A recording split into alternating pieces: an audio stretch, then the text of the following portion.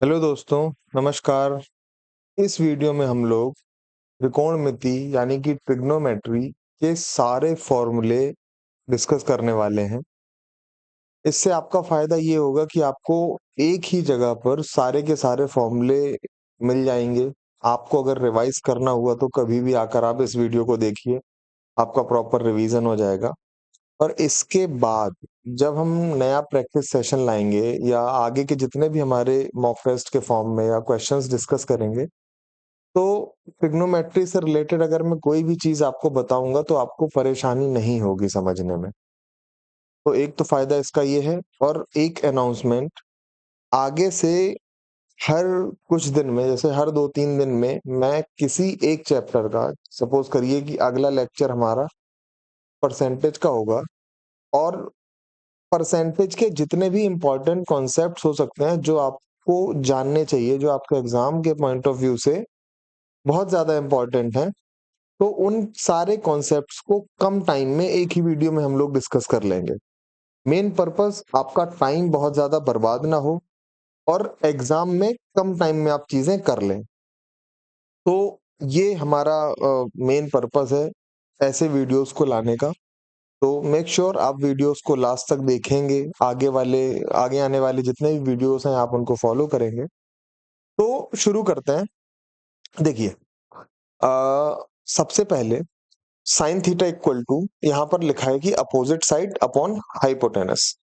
अब देखिए अगर आपने कोई थीटा माना है, जैसे ये एंगल हमारा थीटा है, आपने सुना होगा लंब, कर्ण और आधार, ठीक है? ये चीजें आपने सुनी होंगी। लंब मतलब परपेंडिकुलर, कर्ण मतलब हाइपोटेनस, तो आधार मतलब बेस। तो थीटा के सामने मतलब अगर यहाँ पर साइन थीटा निकालना है तो थीटा के सामने जितनी भी चीजें होंगी, सॉरी सामने जो लाइन होगी, जैसे ये लाइन इस पे अपोजिट लिखा हुआ है, तो ये आपका परपेंडिकुलर होगी हमेशा। जैसे अगर मैं इसको अल्फा मानता हूं और आपसे पूछ लिया जाए कि यहाँ पर लंब क्या होगा इस एंगल के लिए, तो वो लंब या परपेंडिकुलर आपका ये होगा। समझ रहे हैं आप बात को? तो कल को ये थीटा यहां पर दिया जा सकता है, तो आपको कंफ्यूज नहीं होना है। आप थीटा के बगल वाली साइड को परपेंडिकुलर नहीं ले सकते। थीटा या जो आपका एंगल है उसके सामने वाली साइड ही परपेंडिकुलर होगी, ठीक है? तो साइन में साइन में क्या होता है, साइन थीटा का मान क्या होता है? लंब बटे आधार, सॉरी कर्ण, लंब बटे कर्ण। लंब मतलब इस थीटा के सामने वाला जो साइड है, थीटा के सामने वाली साइड, यही यहां पर लिखा हुआ है अपोजिट अपॉन कर्ण यानी कि हाइपोटेनस। तो साइन थीटा बराबर लंब बटे कर्ण। कॉस थीटा बराबर क्या होता है? ये हो गया थीटा, और कॉस थीटा के लिए हम लोग करते हैं आधार बटे कर्ण यानी कि बेस अपॉन हाइपोटेनस। तो यहाँ पर आधार क्या है? थीटा के ठीक बगल वाली जो छोटी साइड होती है उसको हम आधार कहते हैं। यहाँ पर ये आधार हो जाएगा। और उसके बगल में, थीटा के बगल में जो सबसे लंबी साइड होती है उसको हम लोग कर्ण बोलते हैं। तो यहाँ पर आधार क्या हो जाएगा? ये cos थीटा इक्वल टू आधार बटे, ठीक है? इसी प्रकार से टेन थीटा क्या होता है? लंब बटे आधार। तो यहाँ पर थीटा ये है, लंब हो जाएगा आपका ये अपोजिट साइड, और आधार हो जाएगा आपका ये एडजेसेंट वाली साइड। तो टेन थीटा इक्वल टू लंब बटे आधार। अब अगर हमसे पूछा जाए कि कोसेक थीटा कितना होगा, ये सी एस सी मतलब कोसेक है। कोसेक थीटा बराबर कितना होगा? तो कोसेक थीटा साइन थीटा का अपोजिट होता है। कोसेक थीटा साइन थीटा का अपोजिट होता है। तो कोसेक की वैल्यू क्या हो जाएगी? कर्ण बटे लंब, ठीक है? अगर आपसे पूछा जाए कि सेक थीटा क्या होता है, तो सेक थीटा कॉस थीटा का अपोजिट होता है, यानी कि क्या हो जाएगा? कर्ण बटे आधार। कर्ण बटे, ठीक है। अगर आपसे पूछा जाए कॉट थीटा क्या होता है, कॉट थीटा टेन का अपोजिट होता है, मतलब आधार बटे लंब, ठीक है। आगे चलते हैं। जैसे यहां पर लिखा हुआ भी है कि अगर हम साइन थीटा को y मानते हैं तो कोसेक थीटा क्या होगा, 1/y। अगर कोसेक कॉस थीटा को हम x मानते हैं तो सेक थीटा क्या होगा, 1/x। मैंने अभी आपको पीछे बताया कि साइन और कोसेक आपस में अपोजिट होते हैं, मतलब साइन थीटा इक्वल टू 1/कोसेक थीटा, सॉरी साइन थीटा, हाँ सही कह रहा हूं मैं, साइन थीटा इक्वल टू 1/कोसेक थीटा। इसी प्रकार से कॉस थीटा सेक के अपोजिट होता है, टेन कॉट के अपोजिट होता है, बट टेन थीटा की वैल्यू साइन अपॉन कॉस भी होती है। जैसे यहां पर साइन की वैल्यू क्या निकली थी, लंब बटे आधार, ठीक है। और कॉस की वैल्यू कितनी निकली थी, सॉरी लंब बटे कर्ण है यार, मैं बार बार कंफ्यूज क्यों करता हूं, लंब बटे कर्ण। और कॉस की वैल्यू क्या थी, आधार बटे कर्ण, ठीक है। मैं इसको मिटा देता हूं, यहां पर थोड़ा सा ज्यादा हो गया है। जैसे देखिए साइन थीटा की वैल्यू थी लंब बटे कर्ण और कॉस थीटा की वैल्यू थी आधार बटे कर्ण, ठीक है। अब अगर मैं यहां पर साइन अपॉन कॉस निकाल दूं तो क्या होगा, ये कर्ण और कर्ण कट जाएगा, क्या आ जाएगा, sine upon cos equal to लंब बटे आधार, ठीक है। अब लंब बटे आधार हमने क्या निकाला था, 10। आपने देखा होगा, अगर आपको याद हो पिछली स्लाइड का, बैक करिए वीडियो को अगर याद नहीं है तो। लंब बटे आधार 10 को हमने निकाला था, तो इसकी जगह हम रख देंगे 10। यहां से क्या निकल के आता है, टेन थीटा इक्वल टू क्या लिखा हुआ है सामने, साइन अपॉन, तो ये आपको याद रखना है, ठीक है। ये सेम चीज ही है, साइन कोसेक का अपोजिट होता है, कोसेक साइन का अपोजिट होता है, कॉस सेक का अपोजिट होता है, सेक कॉस का अपोजिट होता है, टेन कॉट का अपोजिट होता है, कॉट टेन का अपोजिट होता है। अब देखिए कई बार आपको ऐसा देखने को मिलेगा, जैसे लिखा हुआ है साइन -30 की वैल्यू आपको निकालनी है, तो ये कितनी आएगी। आप अगर कुछ नहीं भी जानते हैं तो आप इस माइनस को बाहर निकाल के इसकी वैल्यू 1/2 लिख देंगे। लेकिन ये प्रॉब्लम आती है कॉज में। जब आप कॉज में मान लो आपसे पूछा जाए -60 की वैल्यू बताओ, तो आप क्या लिख देंगे, गलती से इस माइनस को आप बाहर लगाकर cos 60 की वैल्यू लिख देंगे, जो कि होती है 1/2, और ये आपका आंसर गलत हो जाएगा, क्योंकि cos -60 की वैल्यू प्लस cos 60 ही होगी, मतलब cos minus theta equals to cos theta ही होता है। समझ रहे हैं बात को। cos और sec में माइनस की यहाँ पर कोई वैल्यू रहती नहीं है, वो एक जैसे sec माइनस थीटा है तो ये sec थीटा ही हो जाएगा। लेकिन साइन, कोसेक, टेन और कॉट के केस में ये माइनस बाहर निकल आता है। ये एक टेबल दी हुई है, ये आपको याद करनी है सारी वैल्यूज। मैं कहता हूं चलो यहां तक याद कर लेना, 90 तक, इतना आपके लिए इंपॉर्टेंट है। अगर आगे भी आप याद कर सकते हैं तो अच्छी बात है, लेकिन इतना तो आपको याद करना ही करना है, ठीक है। काफी बार इन चीजों का आपके सामने यूज होगा और आप ढूंढने चले जाएंगे, देखने चले जाएंगे, इससे कि फिर आपका आंसर निकलेगा नहीं। कई बार ट्रिग्नोमेट्री में वैल्यू पुट करके हम लोग आंसर निकालते हैं, जब वैल्यू ही आपको याद नहीं है तो फिर वैल्यू पुट कैसे करेंगे, है ना। चलिए एक बार मैं रिवीजन करा देता हूँ। साइन 0 की वैल्यू क्या होती है, 0। साइन 30 की वैल्यू 1/2, साइन 45 की 1/√2, और साइन 60 की √3/2, और साइन 90 की 1/2, सॉरी 1। अब देखिए जब कॉस की बात आती है तो ये राइट साइड में साइन में जो लिखा हुआ है वो यहाँ पर पहले आकर, मतलब जैसे साइन वाला लेफ्ट टू राइट चलता है, तो कॉस में हमें क्या करना है, जो साइन में लिखा हुआ है बस उसको राइट टू लेफ्ट लिख देना है। 45 में दोनों एंगल्स दोनों की वैल्यू बराबर होती है, साइन 45 और कॉस 45। अब जैसे ये 1 यहाँ लिखा हुआ है, कॉस 0 की वैल्यू 1 होगी, यहाँ पर साइन 90 की वैल्यू 1 थी, साइन 60 की वैल्यू √3/2 है, यहाँ पर कॉस 30 की वैल्यू √3/2 है। 45 में दोनों 1/√2 ही होते हैं। साइन 30 की वैल्यू 1/2 है, तो साइन 60 की कॉस 60 की वैल्यू क्या होगी 1/2। साइन 0 आपका 0 है, यहाँ पर कॉस 90 आपका 0 है।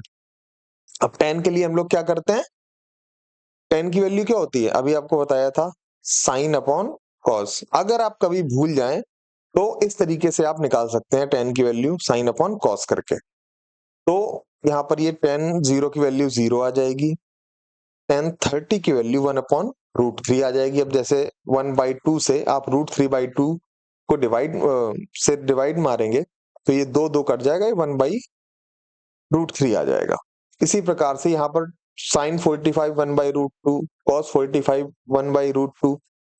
अब यहाँ पर tan 45 निकालेंगे और यहाँ पर साइन अपॉन कॉस करेंगे तो ये दोनों आपस में कट के 1 बना देंगे। इसी प्रकार से tan 60 √3 और tan 90 इंफिनिटी। अगर किसी नंबर में 0 से डिवाइड करते हैं तो वो इनफाइनाइट आ जाता है, इसलिए यहाँ पर ये इंफिनिटी है, ठीक है। और कॉट सेक और कोसेक और सेक, जैसे कॉट tan का अपोजिट होता है, कोसेक साइन का अपोजिट होता है और सेक कॉस का अपोजिट होता है। अगर आप ये वैल्यूज नीचे वाली ये भूल भी जाते हैं तो इससे आप निकाल सकते हैं, ठीक है। आप अगर एक सिर्फ साइन की वैल्यू याद कर लें तो आपका काम चल सकता है, मतलब साइन से आप कॉस की निकाल लेंगे, साइन कॉस से आप tan की निकाल लेंगे और इन तीनों की वैल्यू भी निकाल लेंगे। लेकिन अगर आप सबको याद रखते हैं तो आपके लिए ज्यादा बेनिफिशियल रहेगा, आपको बार बार ढूंढना नहीं पड़ेगा कि आप कहाँ से क्या देखें, ठीक है। अब यहाँ पर देखिए sine 90 minus x cos x होता है, cos 90 minus x sine x होता है, tan 90 minus x cot x होता है, cot 90 minus x tan x होता है, sec 90 minus x cosec x होता है, cosec 90 minus x sec x होता है।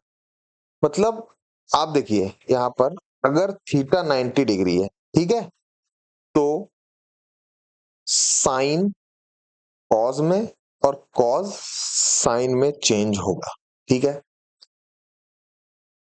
या कॉज साइन में, मतलब दोनों एक दूसरे के अपोजिट ही है, इस तरीके से चेंज होता है, साइन कॉस में कॉस साइन में चेंज होता रहता है, ठीक है। अगर थीटा 90 डिग्री है तो टेन और कॉट आपस में चेंज होंगे। जैसे अगर आपसे पूछा जाए टेन 90 माइनस थीटा, मान लो थीटा तो यहाँ पर लिखा हुआ है, तो ये क्या हो जाएगा 90 है, इस वजह से ये टेन कॉट में चेंज होगा, और जो थीटा यहाँ पर लिखा हुआ है वो थीटा हम लोग यहाँ पर लिख देंगे। इसी प्रकार से सेक थीटा कोसेक थीटा में चेंज होता है, ठीक है।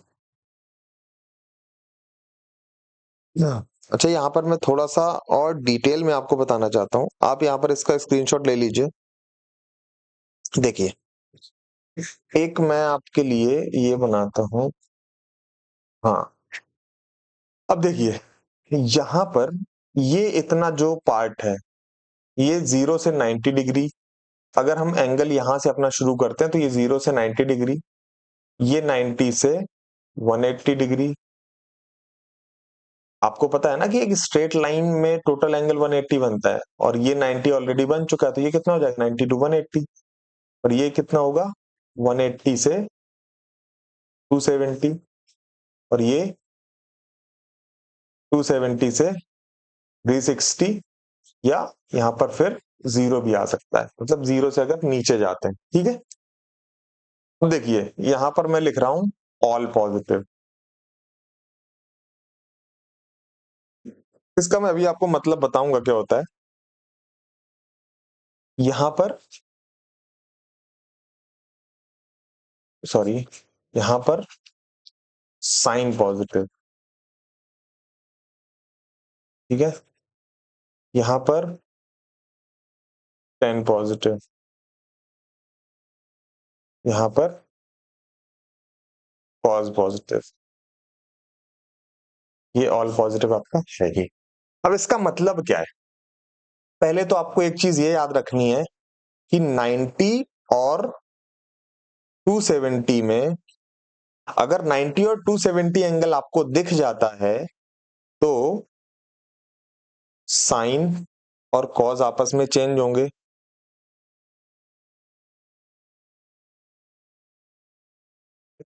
टेन और कॉट आपस में चेंज होंगे, और सेक और कोसेक आपस में चेंज होंगे। ठीक है, ऑल पॉजिटिव अगर 0 से 90 के बीच में एंगल रहता है, मतलब जैसे मैंने बताया था, साइन 90 माइनस थीटा है, कॉस 90 माइनस थीटा है, मतलब कोई भी 90 माइनस थीटा के साथ आता है तो 90 पे आपको पता है कि साइन कॉस में चेंज होता है, तो साइन का तो कॉस हो जाएगा। ऑल पॉजिटिव का मतलब है कि यहां पर साइन भी पॉजिटिव आएगा, cos theta. Cos 90 minus theta, 90 है तो कॉस साइन में चेंज होगा, और ये कॉस है, कॉस साइन में चेंज हो गया। अब यहां पर ये थीटा, अब ये ऑल पॉजिटिव है मतलब 90 से कम में ही है, मतलब 0 से 90 के बीच में ही है, तो ये थीटा का थीटा ही रहेगा। यहां पर क्या होगा, जैसे आपसे पूछ दे ये एंगल कितना है, 90 से 180 के बीच में यहां पर हमको रखना है। अब मैं यहां आपसे पूछ दूं cos 90 प्लस थीटा, इसकी वैल्यू क्या होगी? तो देखिए, सबसे पहले तो आपको ये देखना है कि ये 90 है, 90 है तो ये cos तो साइन में चेंज होगा ही होगा, और थीटा आ जाएगा। चलिए बढ़िया, अच्छी बात है। अब यहां पर क्या था, साइन पॉजिटिव था, और यहां हमारा लिखा हुआ क्या है, cos, और ये 90 प्लस थीटा मतलब 90 और 180 के बीच की बात है। ठीक है, 90 और 180 के बीच की बात है, और यहां पर कॉज लिखा हुआ है, जबकि हमें पता है कि यहां पर सिर्फ साइन पॉजिटिव होता है, तो यहां पर ये कॉज नेगेटिव होगा, मतलब जो चेंज होके आएगा वो नेगेटिव में आएगा, तो यहां पर माइनस साइन थीटा आपका आंसर होगा। समझ रहे हैं बात को? जैसे यहां पर मैं एक चीज और लिखता हूं, आपके सामने एक एंगल लिखा हुआ है, टेन 90 प्लस 45, इसकी वैल्यू आपको बतानी है, तो आपको सबसे पहले देखना पड़ेगा कि ये किस क्वाड्रेंट में जाता है, इसमें आ रहा है, इसमें आ रहा है, इसमें आ रहा है, या इसमें आ रहा है। तो 90 है, सबसे पहले तो आपको करना है 10 का कॉट, क्योंकि 90 पे 10 कॉट में चेंज होगा। और 45 है, 45 है, 90 प्लस 45 है, तो ये सेकेंड क्वाड्रेंट में आएगा, 10 कॉट में चेंज होगा। अब इसमें सिर्फ साइन पॉजिटिव में है, आप यहां फिर से देखिए, ये सिर्फ साइन पॉजिटिव रखता है, तो 10 तो यहां पर पॉजिटिव होगा नहीं, तो यहां पर ये माइनस आ जाएगा, और ये 45 डिग्री, तो इसकी वैल्यू आ जाएगी cot 45 माइनस 1। आई थिंक आप बात को समझ रहे हैं। एक मैं 180 वाला ले देता हूं जहां पर ये वैल्यू चेंज नहीं होती है। जैसे तीसरे क्वाड्रेंट में लेते हैं, यहां पर आपको पता है 10 पॉजिटिव होता है। ठीक है, तो यहां पर मैं लिखता हूं साइन 180 प्लस 30। ठीक है, तो साइन 180 प्लस 30 है, तो ये किस क्वाड्रेंट में आएगा, इसी में आएगा, थर्ड क्वाड्रेंट में आएगा, 180 से 270 वाले में, क्योंकि ये एंगल इसी के बीच में है। अब 180 प्लस 30, ठीक है, तो देखिए ये सिर्फ 90 और 270 में आपस में चेंज होते हैं, तो यहां पर साइन का तो साइन ही रहेगा।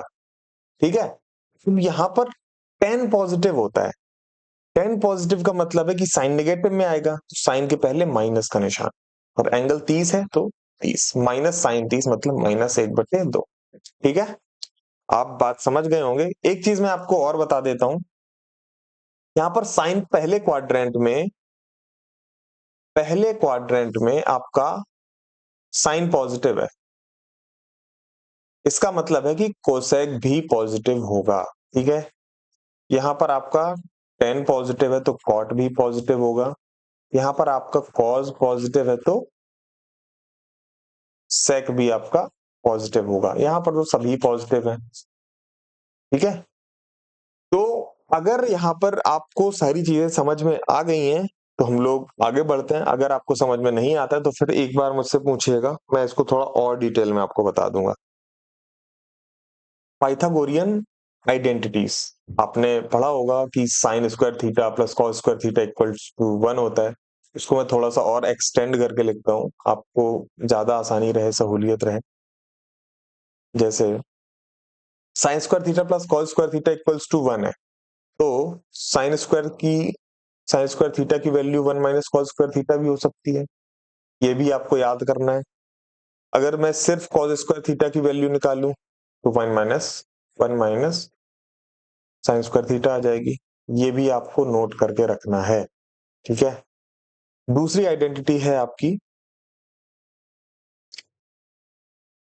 tan square theta plus 1 equal to sec square theta. अच्छी बात है, तो आपको यहां से ये भी याद करना है, sec square theta minus tan square theta equals to 1, ये भी आपको याद करना है।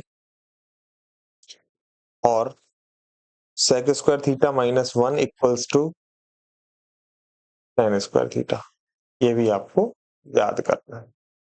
ठीक है, 1 plus cot square theta equal to cosec square theta, तो इसको आप क्या लिख सकते हैं, cosec square theta minus cot square theta equals to 1, ये भी आपको याद करना है। और cosec square theta minus 1 equal to cot square theta. कई बार आपके एग्जाम में इस टाइप के क्वेश्चंस बनेंगे, आपको सहूलियत रहे कि कैसे करना है, सारी चीजें आपके दिमाग में हो तो ज्यादा बेटर रहेगा। ठीक है, अब बात करते हैं 2x, मतलब जैसे साइन 2x की आपको वैल्यू निकालनी है। साइन 2x क्या होता है, 2 साइन x कॉस x। अगर इसको 10 के टर्म्स में निकालना है तो 2 tan x upon 1 plus tan square x। अब यहाँ पर आप यहाँ पर अगर tan 2x की वैल्यू देखेंगे तो यहाँ बस नीचे पे ये यहाँ पर माइनस लगा हुआ है, यहाँ पर प्लस है, तो आप आसानी से याद कर सकते हैं sine 2x 2 tan x upon 1 plus tan square x। और tan 2x की वैल्यू क्या होती है, 2 tan x upon 1 minus tan square x। ठीक है, cos 2x की वैल्यू क्या है, cos square x minus sine square x। अब अगर हम लोग cos स्क्वायर x को 1 माइनस 1, सॉरी आपने वो आइडेंटिटी पढ़ी होगी ना, sine square theta plus cos square theta equal to 1, तो cos 2x की value 2 cos square x minus 1 है। अगर cos स्क्वायर x की जगह 1 माइनस साइन स्क्वायर x रखेंगे तो आपको 1 माइनस 2 साइन स्क्वायर x भी मिल जाएगा। और अगर साइन स्क्वायर x की जगह 1 माइनस कॉस स्क्वायर रखेंगे तो आपको ये मिल जाएगा। ठीक है, तो ये दो cos 2x के आपको 1 2 3 और ये चार चार फॉर्मूले आपको याद रखने हैं, 1 minus ten square x upon 1 plus ten square x. ठीक है, सेक 2x और कोसेक 2x को अगर आप ना भी याद करें तो आपका काम चल जाएगा, इतना cos 2x का फॉर्मूला लगा के आप लोग आंसर डायरेक्ट निकाल सकते हैं। ये थोड़ा सा 3x पे कम क्वेश्चंस बनते हैं, बट कभी कभार आपके एग्जाम में क्वेश्चंस आ जाते हैं तो फिर याद कर लें, उसमें क्या ही बुराई है। साइन 3x की वैल्यू होती है आपकी 3 sine x minus 4 sine cube x। ठीक है, cos 3x की वैल्यू होती है 4 cos cube x minus 3 cos x। और tan 3x की value 3 tan x minus tan cube x upon 1 minus 3 tan square x। आप क्या करेंगे, आपको हो सकता है कि शुरुआत में बहुत कठिन लगे, आपको फॉर्मूले वगैरह याद ना हो, लेकिन जैसे जैसे आप प्रैक्टिस करते चले जाएंगे और सभी फॉर्मूलाज का उसमें यूज होता जाएगा तो मैक्सिमम आपको याद हो जाएंगे और उतने में आपका काम चल जाएगा। हाफ एंगल फॉर्मूलाज कई बार हालांकि ये भी एग्जाम में कम पूछा जाता है, लेकिन अगर इस पर एग्जाम में क्वेश्चन आ गया तो बिना इस फॉर्मूले के आप एग्जाम में क्वेश्चन कर नहीं पाएंगे। इसलिए बहुत ही ज्यादा जरूरी है कि आप इसको याद कर ही लें, और बहुत आसान है। Sine theta equal to root के अंदर 1 minus cos two theta upon 2। अब अगर कॉस की बात करूं तो बस यहां पर बीच में एक प्लस लग जाता है, और टेन के लिए आप साइन अपॉन कॉस कर लेंगे तो ये आपका ऑटोमेटिकली निकल के आ जाएगा। बहुत आसान है ये क्वेश्चन, ये sum and difference formulas. Sine A plus B, अगर साइन ए प्लस बी की वैल्यू पूछूं मैं आपसे तो sine A cos B plus cos A sine B. अगर साइन ए माइनस बी की वैल्यू पूछूं तो साइन ए कॉस बी बस बीच में यहां पर माइनस लग जाएगा, कॉज ए साइन बी। समझ रहे हैं?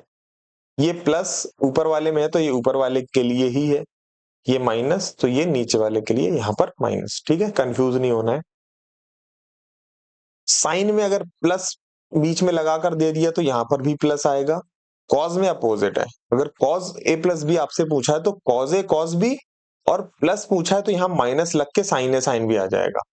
अगर आपसे कॉज ए माइनस कॉज बी पूछा है तो cause A cause B minus sine A sign plus sine A sine B, यहाँ प्लस आएगा। मतलब कॉज ए माइनस बी आपसे अगर पूछा है तो cause A cause B plus sine A sine B, इस तरीके से। ठीक है, टेन ए प्लस बी अगर आपसे पूछा है तो tan A plus tan B upon one minus tan A tan B. यहाँ पर ऊपर ए प्लस लिखा है ना, तो आपको बस ऊपर वाले साइन को ही देखना है। ठीक है, अगर टेन ए माइनस बी आपसे पूछा तो tan A minus tan B upon one plus tan A tan B. आसान से फॉर्मूले हैं, यूज करेंगे तो आपको याद हो जाएंगे। हालांकि यहाँ पर ये अल्फा बीटा लिखा हुआ है, लेकिन मैं थोड़ा सा आपकी सहूलियत के लिए ए और बी पढ़ रहा हूँ, तो आपको ज्यादा कंफ्यूज नहीं होना है। साइन ए साइन बी, या आपसे पूछ लेगा कि two sine A sine B की वैल्यू बताओ, तो क्या आ जाएगा? Cos A minus B minus cos A plus B. Two sine A sine B क्या होता है? Cos A minus B minus cos A plus B. आपसे अगर यही पूछा जाए two cos A cos B कितना होता है, तो cos A minus B plus cos A plus B.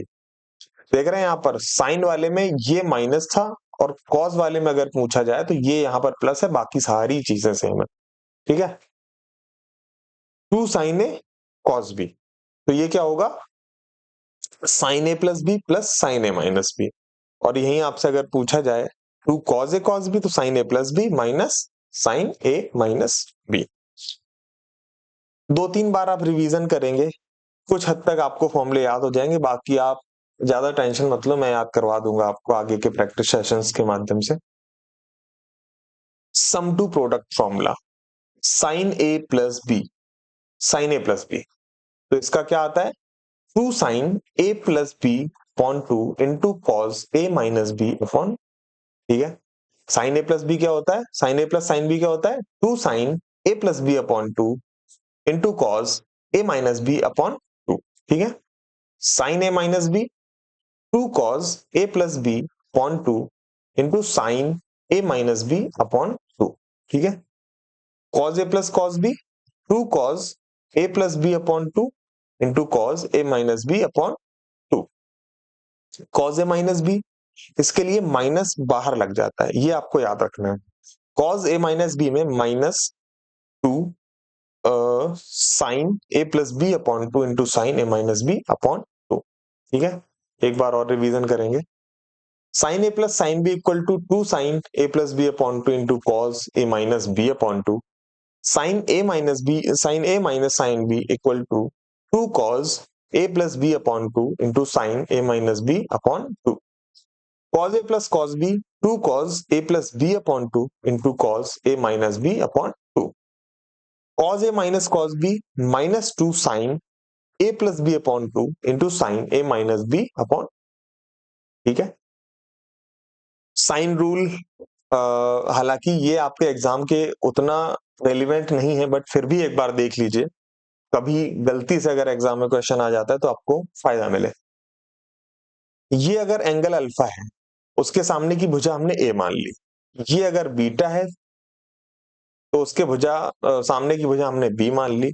ये अगर गामा है तो उसके सामने की भुजा हमने सी मान ली। ठीक है, तो साइन अल्फा अपॉन उसके सामने की भुजा, साइन बीटा अपॉन उसके सामने की भुजा, साइन गामा अपॉन उसके सामने की भुजा, आपस का रेशियो आपस में बराबर होता है। मतलब sine alpha upon A equal to sine beta upon B equal to sine gamma upon C. सिर्फ इतना सा साइन रूल है। कोसाइन रूल की अगर हम बात करें तो मैं थोड़ा सा इसको और एलेबोरेट करके लिखूं या ना लिखूं, चलिए रहने देते हैं ऐसे ही, ठीक है।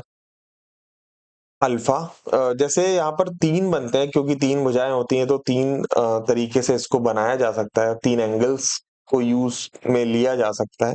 ठीक है, देखिए ए स्क्वायर, अगर आपको इसका स्क्वायर की वैल्यू निकालनी है, ए स्क्वायर, तो क्या आएगा, दो भुजाएं जो हैं उनके स्क्वायर का सम माइनस दोनों भुजाओं के जो दूसरी जो दो भुजाएं हैं उनके गुणनफल का 2 गुना, जैसे कि यहाँ पर 2bc लिखा हुआ है, और उसके सामने के एंगल का कॉस, मतलब कॉस अल्फा। समझ रहे हैं? जैसे यहाँ पर बी स्क्वायर की बात करूं मैं, अगर ये बी स्क्वायर है तो इस बी स्क्वायर की वैल्यू कैसे निकलेगी, कौन सी दो भुजाएं अभी रह रही हैं, ए और सी, इन दोनों के स्क्वायर का सम माइनस 2 इन दोनों भुजाओं का ही मल्टीप्लीकेशन, और एंगल जो साथ में लगा हुआ है इसके सामने, बी के सामने, बीटा। ये होता है आपका कोसाइन रूल। तो यहां से आपको कोसाइन रूल में भी कुछ क्वेश्चंस देखने को मिलेंगे, मैं आपको सॉल्व कराऊंगा। इसकी कोई खास जरूरत है नहीं, आप बस एक बार देख लेना, शायद कुछ कभी ऐसा क्वेश्चन आपको देखने को मिल जाए, बट बहुत ज्यादा जरूरत है नहीं आपकी, आप इसको छोड़ भी सकते हैं। तो अब वीडियो को एंड करते हैं। ट्रिग्नोमेट्री के जितने भी फॉर्मूले थे, जो भी आपके एग्जाम के रेलिवेंट थे, सारे फॉर्मूले इस वीडियो में मैंने आपको अच्छे से करा दिए हैं। कोई भी चीज स्किप नहीं की है, कोई भी चीज ऐसी नहीं है कि जो आपके एग्जाम के पॉइंट ऑफ व्यू से रेलिवेंट ना हो, वो मैंने आपको पढ़ा दी हो। तो सारी चीजें एकदम टू द पॉइंट हैं, आपके एग्जाम के रेलिवेंट हैं। तो वीडियो को लाइक करिए, शेयर करिए, सब्सक्राइब करिए। अगर अच्छा लगा है तो प्लीज एक कमेंट जरूर कर दीजिएगा। बाकी wish you all the very best. Thank you very much.